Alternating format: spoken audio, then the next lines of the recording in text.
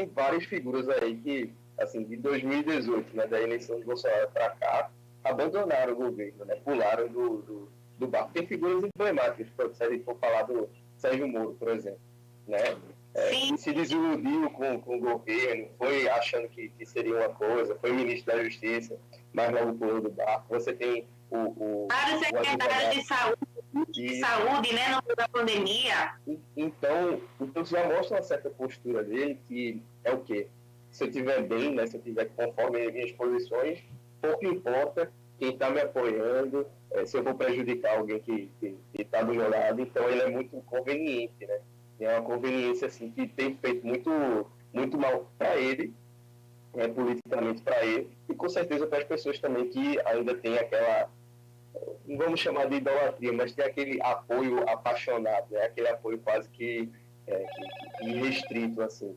E eu acho que ele acaba se perdendo nisso, e assim, a tendência é que com os processos eleitorais, com o passar do tempo, ele vá se perdendo, porque desde também da derrota, se você vai pegar aquele período, né, da eleição até a transição de governo, pô, você tinha gente na rua, você tinha gente na frente dos quartéis, então nem para ter uma posição firme, né, em relação a eu repudio isso ou eu apoio isso, né? Ele nunca teve essa posição firme, sumiu, ficou muito tempo sem falar, não só de dar entrevista, porque a gente sabe que ele nunca gostou, né? Mas eu digo falar para as bases mesmo, né? Ficou muito calado por muito tempo. E assim, a leitura que a gente tem é que ele teve uma postura muito covarde em relação a isso. As próprias pessoas que apoiavam ele, né? Que queriam uma resposta, porque, olha, tinha uma descrença por parte dele, desse pessoal, em relação ao processo eleitoral. E não tinha uma posição firme do então presidente em relação a, não, eu estou com vocês que estão na rua e tal, que estão na frente dos quartéis. Então eu acho que, assim, se você pegar a trajetória toda dele, é uma trajetória de desilusões em relação a ele. Então eu acho que se ele segue com essa postura, a tendência é que ele vai cada vez mais se apagando. E assim, eu volto a falar de oportunidade, porque é uma oportunidade, porque a gente precisa ter oposição, né, em todo governo. Todo governo cresce com oposição. Então é uma oportunidade também para as pessoas que são mais apaixonadas, que têm esse apoio mais irrestrito, dizer, olha,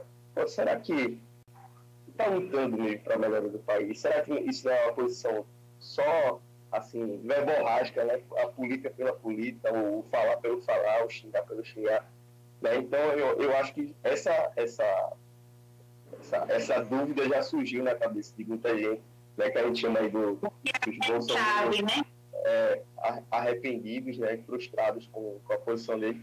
E a tendência é que ele, ao passado, se ele manter essa postura ao passado dos processos eleitorais, aí ele vai se perder. Agora, claro, né, você tem uma eleição que vai acontecer próximo ano, que são as eleições municipais. E, claro, tem uma configuração completamente diferente. Então, eu acho que não para o executivo, não para as prefeituras, mas para a vereança, né, para a Câmara dos Vereadores, nos municípios ainda vai ter uma certa força esse apoio, né? Porque o voto para vereador é um voto muito nichado. Então, se você consegue falar para um público específico, assim, claro, né, as realidades são completamente diferentes. Você sabe que a eleição para vereador numa capital é totalmente diferente do que uma eleição para vereador no interior, que é aquela coisa mais, né, assistencialismo, e resolver os problemas da população, até mesmo no dinheiro, né? A gente conhece a política. Então, eu acho que ele ainda tem, assim, não ele, mas o que ele defende ainda fala um pouco para uma eleição para o legislativo. Agora, para o executivo, você vai ver aí candidatos muito independentes e candidatos tratando mesmo dos temas do município. Eu vejo, assim, e muito diferente do que foi para governo, né? Por que eu falo isso? Porque para governo do estado, como a eleição foi conjunta, então você tinha pessoas se posicionando, olha, era Marília Reis, por exemplo, dizendo, não, eu estou com Lula, né? A Raquel Lira dizendo, não estou com Lula nem com Bolsonaro, né? Quem ganhar, eu vou ver quem eu apoio. Então, tinha uma certa expectativa do eleitor em relação a quem o candidato ao governo ele ia apoiar, né? Então, eu acho que para as prefeituras, isso já vai ser uma pauta superada. Que, olha, Bolsonaro está inelegível. Não se tem ainda muito bem um sucessor, assim, claro, né? Você tem alguns nomes. Então, será que é interessante para esses prefeitos, para esses candidatos, estarem defendendo ou apoiando ainda um projeto desse, que é um projeto que fracassou, né? É um projeto que as pessoas vêm se desiludindo. Então, eu acho que não. Acho que ele já perde força nessa eleição, dentro das prefeituras, assim, no Brasil todo.